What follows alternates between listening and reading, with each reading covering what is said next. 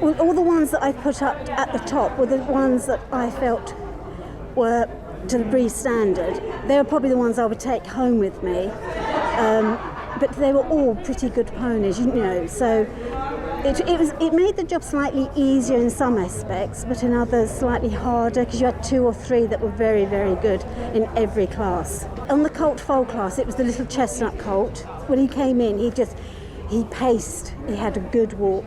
He put every foot where it should go. So he got it on his walk, really. Filly, she floated, she had good shoulders, and she's got that beautiful, I class like a swan, where she's got that beautiful cut through to the throat. She's just what I would class as a good little filly foal. The yearling colt I thought was absolutely spectacular. I would have put him on my lorry and took him home. He was everything I'd be looking for as a Section B.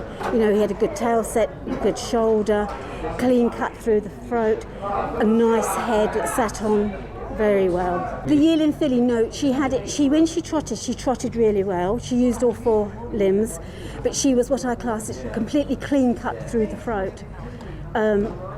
And a nice length of rein. She could go on to be a Broodmore or ridden pony. When the colt stood there, it was that he was just all in proportion. He had a good shoulder, he had good length of rein, a good tail set. He wasn't carrying lots of weight, which some of them do. It was just the overall picture that he gave.